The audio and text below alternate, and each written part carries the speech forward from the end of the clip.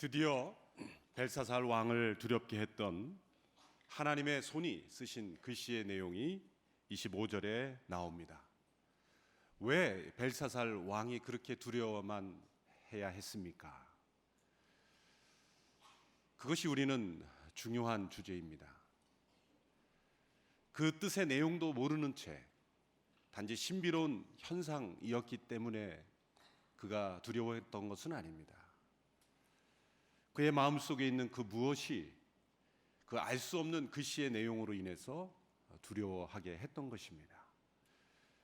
그가 그 초자연적인 현상을 축복의 내용이라고 생각할 수는 없었을까요? 내가 믿는 벨신이 나를 축복해서 이렇게 손가락을 보여주어서 축복의 문구를 써주는 것 아닌가, 그렇게 생각할 수는 없었을까요? 그렇게 생각할 수 없었던 이유가 무엇일까요? 왜 그 손가락이 나타나서 무엇인가 글을 썼을 때 그것이 큰 두려움으로 다가왔을까요? 왜 무릎이 부딪히면서까지 벌벌 떨게 만들었을까요? 그 나라의 세 번째 높은 지위를 약속하면서까지 그것을 해석하려고 했을까요? 그것은 그의 마음속에 있는 두려움이 그렇게 만들었던 것입니다. 그 두려움 이면에는 그의 죄가 있었습니다. 죄 가운데 있는 사람은 미지의 세계를 두려워합니다. 죄 가운데 사는 사람은 이해할 수 없는 초자연적인 현상 앞에서 두려워 떠는 것입니다. 내가 이해할 수 없는 어떤 현상이 일어날 때 나를 축복하는 현상이라고 생각하기보다는 나의 죄에 대한 어떤 대가가 오는 것이구나, 그런 두려움이 그에게 임했던 것입니다. 그의 양심이 일어났던 것입니다. 묻어두었던 그의 양심, 지금 국가가 위기에 처해 있음에도 불구하고 1000명의 귀족들이 모여서 함께 방탕한 잔치를 벌이고 있는 그의 모습, 두려움을 잔치로 감추고 그리고 술로 감추고 묻어두려고 했던 그의 양심이 이 하나님이 쓰신 글씨로 인해서 일어났던 것입니다. 그래서 그는 두려워했던 것입니다. 그는 그 내용을 해석하지 않아도 무엇인가 자기에게 불길한 징조라는 것, 자신에게 좋지 않은 사인이라는 것을 알았을 것입니다. 그것이 좋은 사인, 축복의 사인이라고 믿었다면 그냥 내버려 두었을 것입니다. 그의 내용을, 그 글의 내용을 굳이 해석하지 않아도 내가 믿는 신이 나를 축복해서 축복의 서신을 보냈구나, 그렇게 생각할 수도 있었을 거예요. 그러나 그의 양심이 그로 하여금 이 글씨는 무엇인가 나의 운명과 이 나라의 운명에 좋지 않은 내용이라는 것을 그의 양심이 말해 주었기 때문에 그는 기필코 그것을 해석하려고 했던 것입니다. 여러분, 이 땅에 많은 징조들이 있습니다. 최근에 미국에서도 수십만 마리의 새가 갑자기 하늘에서 떨어지는 징조, 우리가 이해할 수 없는 이런 한파, 많은 징조들이 일어날 때 여러분의 마음이 불안합니까? 아니면 당당합니까? 내가 이해할 수 없는 어떤 사건이 생길 때 그것이 나를 축복하는 사건이라고 생각하십니까? 아니면 나를 저주하는 사건이라고 생각합니까?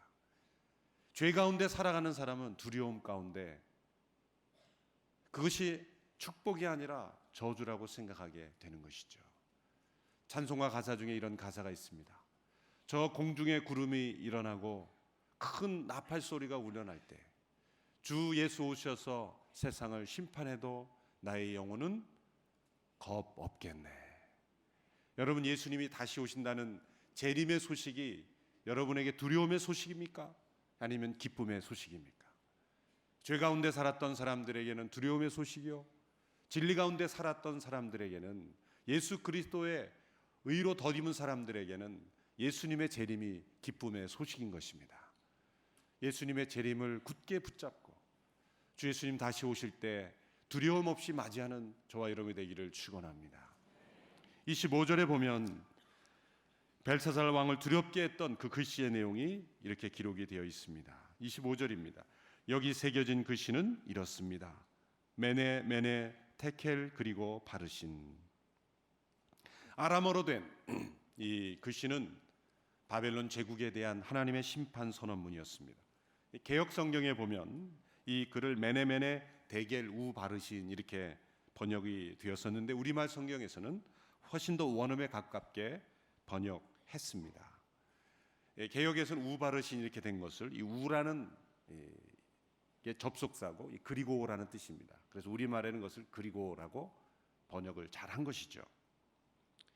그리고 파르시는 28절에 나오는 페레스라는 28절에 페레스는 이렇게 나오는데 페레스의 복수형입니다. 그래서 메네 테켈 그리고 파르신 이것은 아람어였습니다. 아람어는 당시에 바벨론에서 많이 통용되는 언어였기 때문에 분명히 해석할 수 있어야 합니다. 그런데 특별한 계시가 없이는 풀 수 없었던 것입니다. 언뜻 분명해 보이는 해석은 이것을 명사형으로 보면 분명하게 나타나는 해석이 있습니다. 그것은 이 메네를 문화, 그 당시에 무게나 또 어떤 그 가격을 상징하는 동전의 단위로서 문화가 있었습니다. 또 60의 이 테켈이 한 문화였습니다. 테켈도 동전의 단위요, 또 문화도 동전의 단위요. 여기 보면 이 페레스는 2분의 1 문화입니다. 그러니까 언뜻 보면 명사형으로 이게 어떤 돈의 가격, 무게를 상징하는 그런 단위로서 오늘날의 19세기 이후에 많은 학자들도 그렇게 언뜻 보면 그렇게 해석을 합니다. 그렇게 읽으면 어떻게 되냐면 그 동전의 비율이 60대 1대 30 이렇게 됩니다. 우리나라 돈으로 표현하면 1,000원, 10원 그리고 500원 2개 이렇게 되는 거예요. 그럼 이 동전들이 무엇을 의미하는가? 해석이 안 되는 거죠. 아무 의미가 없는 것입니다. 또 다르게 해석할 수 있는 많은 가능성들을 다 해석해 보아도 도대체 그 의미가 깨달아지지 않았던 것입니다. 그런데 성령의 지혜와 지식의 은사를 받은 하나님의 지혜로 가득한 다니엘은 이 단어를 해석할 때 명사의 어근이 되는 이 동사형으로 해석을 한 겁니다. 언뜻 보면 모두가 명사로밖에 볼 수 없는 것을 이 동사형으로 해석을 했어요. 그래서 메네를 해석할 때 계수하다, 카운트하다 그렇게 해석을 했고, 테켈은 무게가 달아지다, 저울질하다 그렇게 해석이 됐고, 파르시는 나누어진다 그렇게 해석을 한 거예요. 다 명사로밖에 볼 수 없었던 것을 동사로 변환하여 볼 수 있는 것, 이것이 하나님이 주시는 창조적인 지혜였던 것입니다. 똑같은 사물, 똑같은 현상을 보아도 하나님의 영이 임하면 전혀 다른 각도에서 창의적으로 그 문제를 해결할 수 있었던 거죠. 여러분, 하나님의 영으로 충만하여서 이런 지혜와 지식의 은사가 있는 사람은 한 단어만 보아도 하나님의 메시지를 캐낼 수가 있는 것입니다. 우리가 많은 지식, 많은 말씀, 많은 현상을 보아도 하나님의 영으로 충만한 사람은 그 단어를 통해서 하나님이 오늘 나에게 주시는 메시지, 또 오늘 이 역사에 주시는 메시지, 우리 가정에 주시는 하나님의 메시지를 분별할 수가 있는 것입니다. 다니엘이 글씨를 벨사살 왕에게 이렇게 해석해 줍니다. 26절로 28절의 말씀을 우리 같이 한번 읽겠습니다. 시작.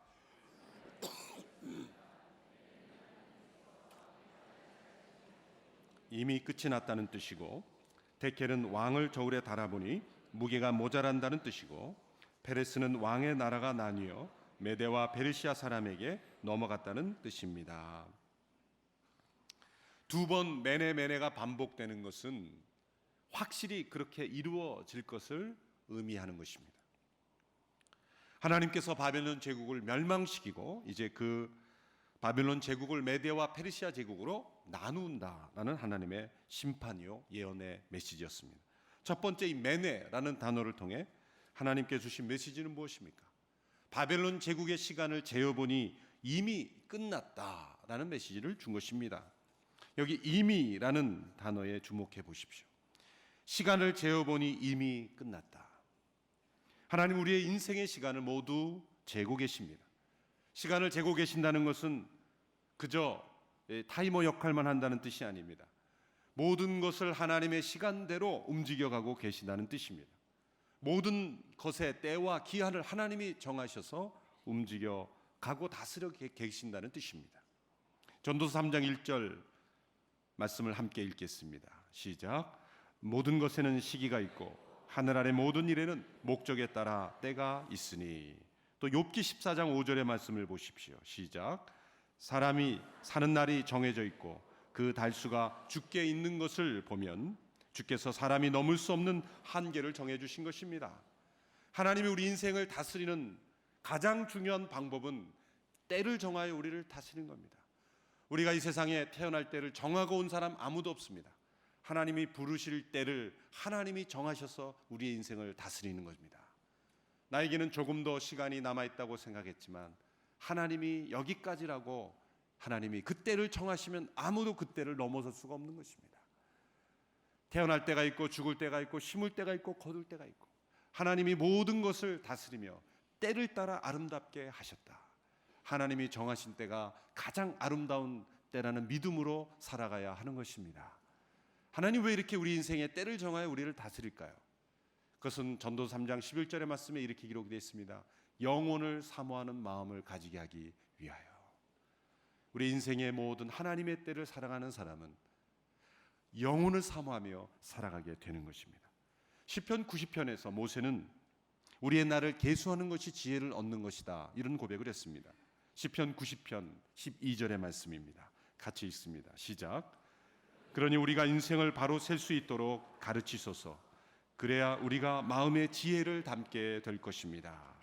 시편 39편 4절 5절에도 같은 맥락의 말씀입니다. 같이 읽습니다. 시작. 내 마지막을 보여주소서. 내가 얼마나 더 살지 보여주소서. 내 인생이 얼마나 덧없는지 알려주소서.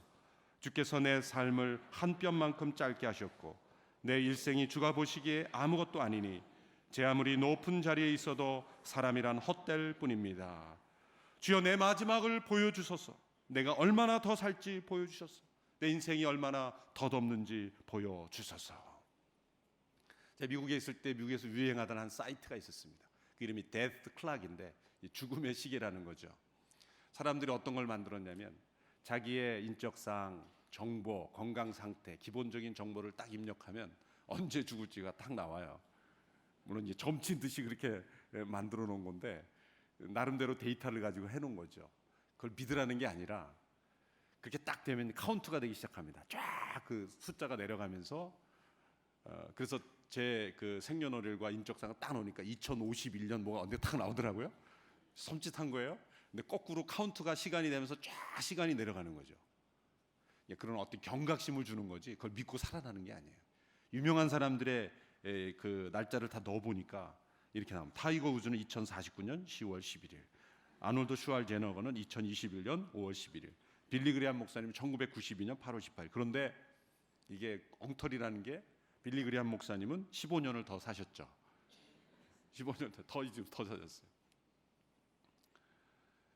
그걸 믿으라는 게 아니라 그게 주는 한 가지 인사이트가 있더라고요. 시간을 거꾸로 모세가 고백했던 것처럼 하나님의 때로부터 카운트해서 시간이 막 내려가니까 하루하루가 긴장감이 오는 거예요. 거꾸로 계산을 하니까. 나에게 남은 시간부터 거꾸로 카운트를 해서 내려가니 우리의 삶이 얼마나 긴장감이 있어야 하는가. 모세가 이런 고백을 했습니다. 내 인생이 70이요 강건하면 80인데 이런 고백을 했죠. 근데 사실 모세는 몇 세까지 살았습니까? 120세까지 살았어요. 시편 90편을 고백할 때에 이 모세가 아마 70대가 아니었나 이런 생각을 해보게요. 자기가 70대 생각해보니 이제 강건하면 80까지 살겠다 이런 고백했는데 하나님 몇 세까지 사시게 하셨어요? 120세까지 사셨어요. 여러분에게 이런 축복이 있게 되기를 축원합니다. 아이고 한 10년 더 살겠구나. 그런데 한 3, 40년을 더 살. 인간의 때가 인간이 정하는 것이 아니라 하나님의 뜻에 따라 유동적이라는 거죠. 하나님이 정하신 때는 우리에게 다 당신은 몇 년 정해진 인생이 아니라 우리가 얼마나 주 안에서 건강하게 주님의 뜻에 따라 신실하게 사느냐에 따라서 하나님의 뜻에 따라 정해지는 것이지 너는 몇 세까지만 사도록 작정돼 있다 그것이 아닙니다. 유동적인 것입니다. 이 땅에서의 우리의 삶이 카운트다운 내려가고 있다고 생각한다면 우리의 삶의 태도가 달라질 것입니다. 우리의 시간, 이 세상에서의 시간에서는 끝이 있다는 것을 기억하십시오. 그리고 내가 할 수 있는 일보다 내가 할 수 없는 일이 더 많다라는 것을 기억하십시오. 그리고 우리가 기대해야 될 것은 사실은 새로운 한 해가 아니라 새로운 삶인 것입니다. 날마다 우리가 새로운 한 해를 맞이 2011년, 2012년 새로운 한 해를 맞이하면 무엇합니까? 우리의 삶이 새로운 삶이 되어야죠. 우리가 연중에 꼭 새해만 이렇게 특별 새벽 기도에만 새롭게 되는 것이 아니라 3월에도 4월에도 5월에도 새롭게 된다면 그것이 우리에겐 새로운 한 해의 시작이 되는 것입니다. 어느 성도님이 돌아가시기 직전이라는 소식을 듣고 목사님이 신방을 했습니다. 목사님이 위로하며 기도해 주자 그 성도님은 이렇게 고백했습니다. 목사님, 의사 선생님이 저에게 말하기를 앞으로 이틀밖에 더 살 수 없다고 말씀하더군요. 그 말은 제가 지금까지 들어본 말 중에 가장 반가운 말입니다. 목사님이 이해할 수가 없었어요. 아니 그게 무슨 말씀입니까? 이틀밖에 살 수 없다니 가장 반가운 말이라뇨. 성도님은 이렇게 대답했습니다. 목사님, 저는 지금까지 살아오면서 나에게 주어진 시간은 내일 하루뿐이라고 생각하고 살았습니다. 매일매일 나는 내일 하루밖에 없다. 그렇게 살아왔는데 앞으로 이틀이나 더 남아있다고 하니 저에게는 얼마나 반가운 말입니까? 필립 얀시가 자신의 영혼의 스승이라고 부르는 프레드릭 뷰크너라는 분이 있습니다. 이분이 그 자서전을 썼는데 하나님 안에서 자신의 일생을 되돌아보면서 자신의 인생을 해석하면서 자신의 모든 인생의 사건들을 시간이라는 단어를 사용하여 설명했습니다. 그래서 일상적인 삶은 그냥 once upon a time 그렇게 설명하고 자신의 삶 속에서 하나님이 개입하신 시간들, 예기치 않은 사건, 분명히 평범한 사건인 것 같은데 우연인 것 같은데 하나님이 만나게 하신 사람, 또 하나님이 움직여 가시는 그러한 삶의 순간들을 그는 beyond time이란 단어, 무엇 넘어 시간 넘어 그런 챕터로 정리를 해놨어요.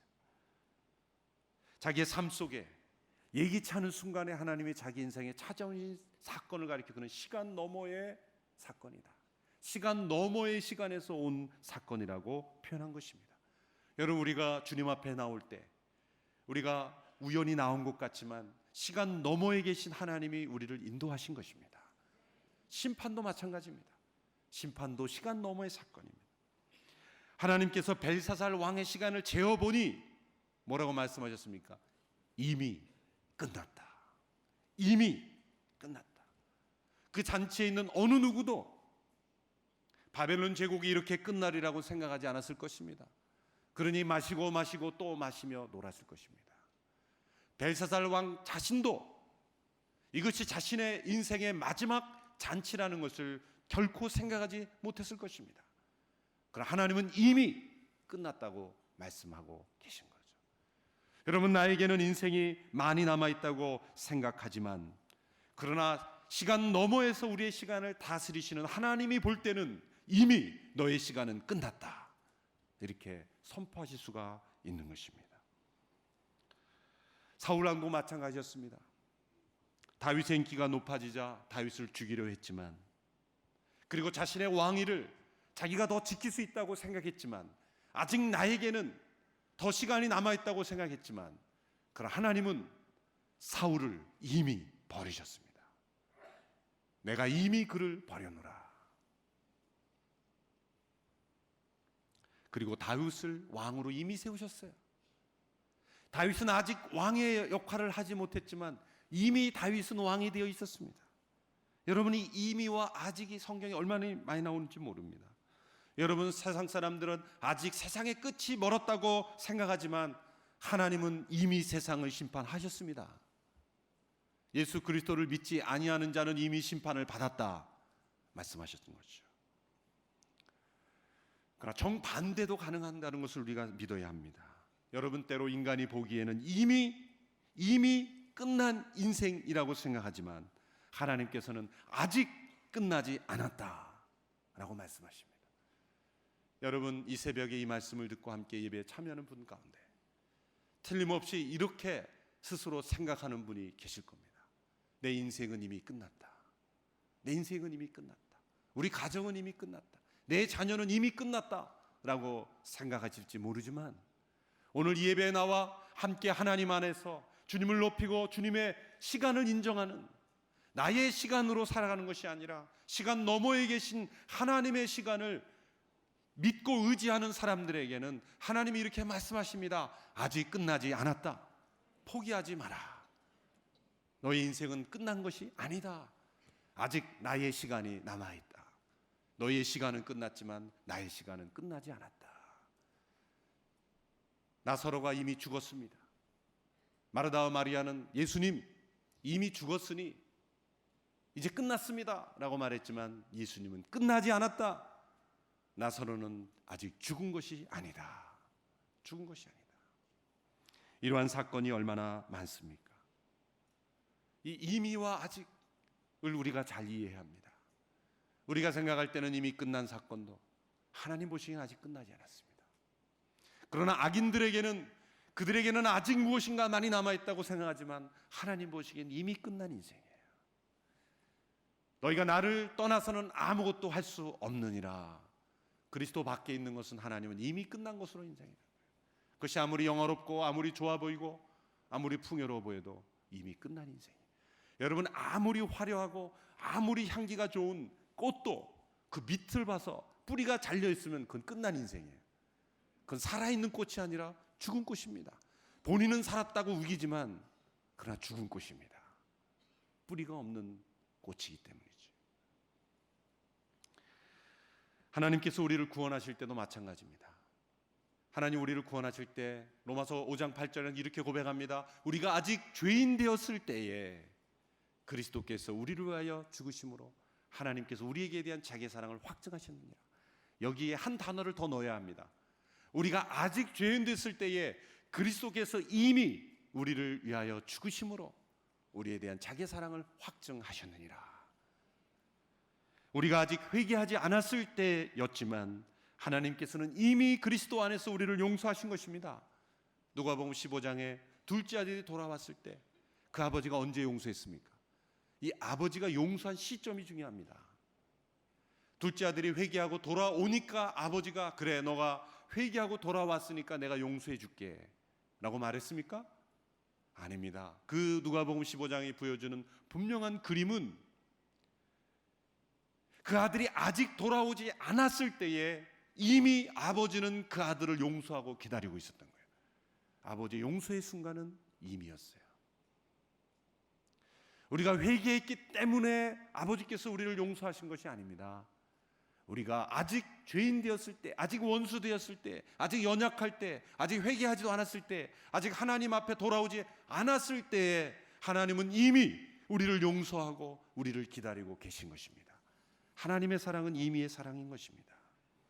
사도 바울은 하나님께서 우리를 언제 용서하셨는지를 추적해가면서 성령 안에서 놀라운 사실을 발견하게 됩니다.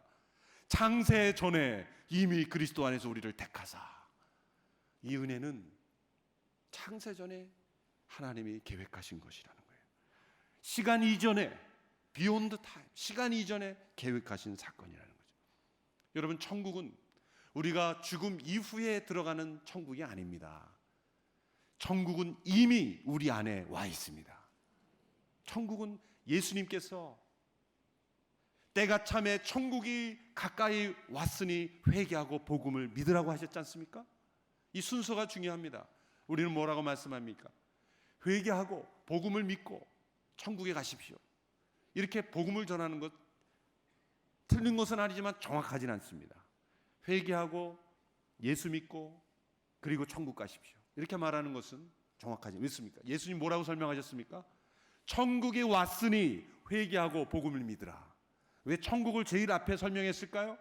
천국이 우리에게 이미 왔기 때문에 회개할 수 있는 것이지, 천국이 오지 않았다면 우리가 회개라는 것이 무의미한 것입니다. 둘째 아들이 집에 돌아와서 회개하고 돌아왔지만 아버지가 문을 열어주지 않으면 그의 돌이킴이 아무 의미가 없는 것이죠. 집이 활짝 열려 있으니, 아버지께서 이미 용서하셨으니 둘째 아들의 회개가 의미가 있는 것이죠. 이것이 우리에게 준 은혜인 것입니다. 여러분, 천국은 이미 우리에게 와 있습니다. 그러나 아직 우리에게 천국이 분명하게 나타나지 않았을 뿐입니다.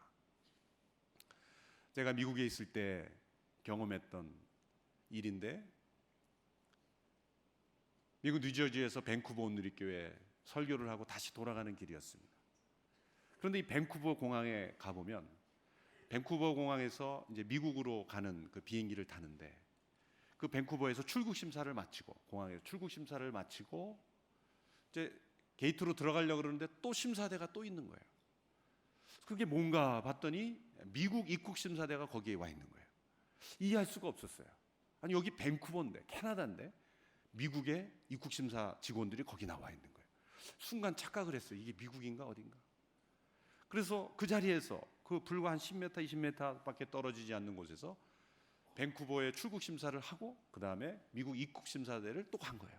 입국을 했어요. 입국 심사대를 거치고 이제 게이트에서 앉아 있는데 참 희한한 거예요.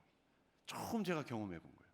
아니, 여기 분명히 캐나다인데 미국과 캐나다가 협약을 해서 그 미국 직원들이 거기 와서 입국 심사를 한 거예요. 뉴저지에 도착해 보니까 그 이유를 알겠어요.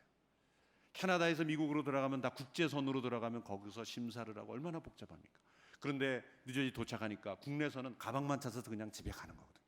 아무런 제약이 없어요. 신분증 보자는 사람도 없고 그냥 들어가는 거예요. 가방만 찾아서 들어가는 거예요. 이게 바로 천국과 이 나라, 이 땅의 관계구나. 여러분, 우리가 죽은 이후에 천국 심사대에 가서 심사받고 가는 게 아니라 그리스도 안에서 우리는 이미 입국 심사대를 거친 거예요. 그리고 이 땅에서 천국에 들어가는 순간 우리는 국내선을 타고 들어가는 줄로 믿습니다. 국제선을 타고 들어가는 게 아니에요. 우리는 그 사이에 있는 겁니다. 이미 우리는 입국 심사대를 통과한 줄로 믿습니다. 이제 그 땅에 들어가서 가방만 찾아가면 돼요. 가방만. 그러니 심판이 두려워하지 않는 거죠. 이 이미와 아직 사이를 우리가 깨달아야 하는 것입니다. 하나님은 이미 우리를 구원하시기 위한 모든 것을 다 해놓으셨습니다. 모든 죄의 대가를 이미 십자가에서 다 지불하셨습니다. 그러나 아직도 하나님의 구원을 거부하고 있는 사람들이 있습니다. 그래서 예수님께서 오시기를 지연하고 있는 것입니다. 이미 은혜를 베풀어 주셨건만 아직 그 은혜를 영접하지 않는 사람들 때문에 재림은 지연되고 있는 것입니다. 그러나 끝까지 거부하는 사람들은 어떻게 됩니까? 지금도 거부하고 있으면서 사람들이 이렇게 생각합니다. 아직 나에게는 시간이 남아있다. 아직 나의 삶은 그런 삶을 누릴 수 있다라고 말하지만 하나님은 이렇게 말씀하십니다. 벨사살 왕에게 말씀한 것처럼 이미 끝났다. 이미 끝났다. 너의 시간을 재어보니 이미 끝났다.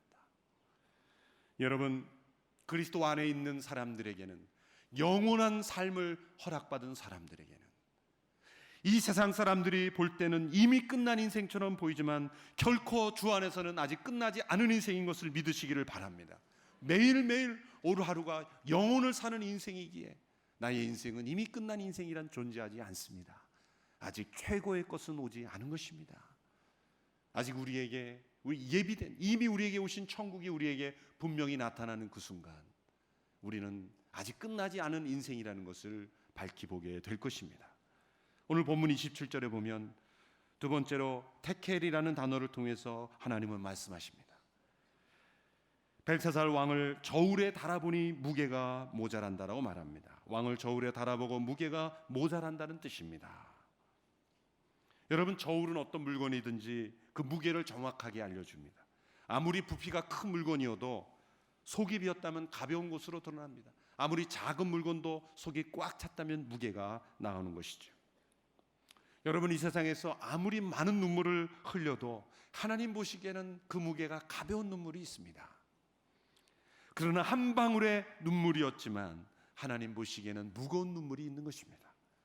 그래서 욥은 자신이 흘린 눈물을 하나님이 좀 저울에 올려봐 주시기를 원했죠. 욥기 6장 2절 3절입니다. 같이 한번 읽어볼까요? 시작. 내 고뇌를 달아볼 수만 있다면, 내 이 비참함을 저울에 올려볼 수만 있다면 얼마나 좋을까.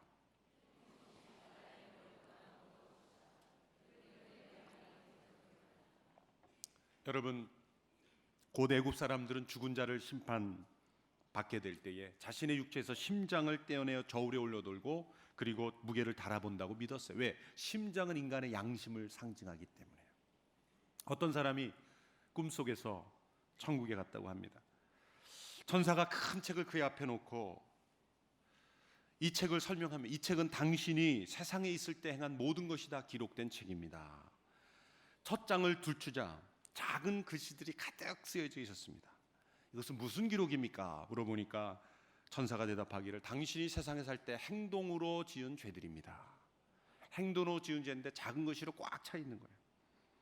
두 번째 장을 둘추자 둘째 장에는 첫 장보다 더 작은 글씨로 가득 차 있었습니다.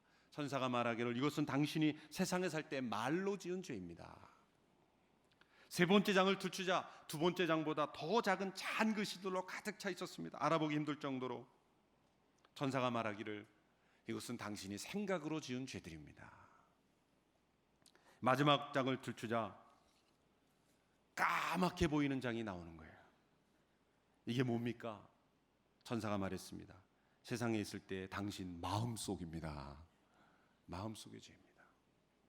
여러분 기억하십시오. 하나님 우리의 행동만을 저울질하시는 분이 아니라 우리의 생각까지도 저울질하십니다. 우리의 생각까지만 저울질하는 것이 아니라 우리의 말과 우리의 마음의 동기까지도 하나님 보시기에는 다 저울의 대상이 되는 것입니다. 사무엘상 2장 3절의 말씀을 같이 한번 읽겠습니다. 시작. 너희는 교만하게 말하지 말라. 그런 오만한 말을 입에 담지 말라. 여호와는 지식의 하나님이시니 그분이 사람의 행위들을 저울질하실 것이다. 저울질하실 것이다. 잠언 24장 12절은 개역 개정으로 한번 읽어보겠습니다. 우리말이 아니라 잠언 24장 12절의 말씀인데 함께 읽어볼까요? 시작. 내가 말하기를 나는 그것을 알지 못하였다 할지라도 마음을 저울질하시는 이가 어찌 통찰하지 못하시겠으며 내 영혼을 지키시는 이가 어찌 알지 못하시겠느냐. 그가 각 사람의 행위대로 보응하시리라. 모든 사람은 자신의 인생에서 한 번쯤은 자신의 삶을 올려놓아야 하는 저울이 있습니다. 첫째로 하나님의 율법이라는 저울입니다. 하나님의 법 앞에 그 저울 앞에 우리 모든 것이 올려져야 합니다. 하나님의 율법 앞에 서 있을 때 단 10계명이라는 저울 앞에만 우리의 삶을 올려놓아도 우리는 결코 자유로울 수 없을 것입니다. 10계명이라는 저울 앞에 날마다 우리의 삶을 올려놓을 수 있게 되기를 바랍니다. 날마다 우리는 양심이라는 저울에 우리의 삶을 올려놓아야 합니다. 하나님 우리 인간에게 창조하실 때 저울로서 우리의 삶에 넣어주신 것이 바로 양심의 저울입니다. 그러나 놀랍게도 우리의 양심의 저울이 다 망가졌습니다. 제대로 무게가 달아지지 않아요. 우리의 삶의 행동과 말과 우리의 생각을 개인의 양심의 저울이 아무리 달아도 합격이 나옵니다. 왜? 양심이 망가졌기 때문에, 기준이 달라졌기 때문에. 양심의 저울이 저울추가 잘못되어 있는데 분명히 하나님의 저울에는 잘못돼도 양심의 저울에는 괜찮은 거예요.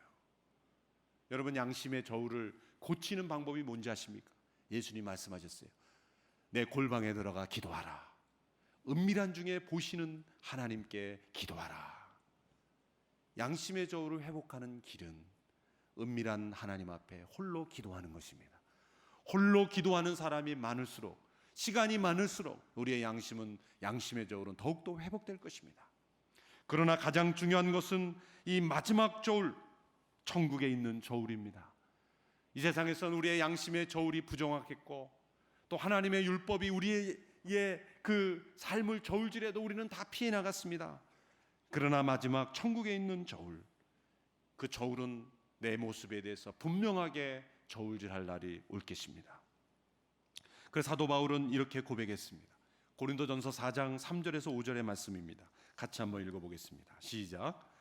내가 여러분에게 판단을 받든지 사람의 법정에서 판단을 받든지 그것은 내게 아주 작은 일입니다.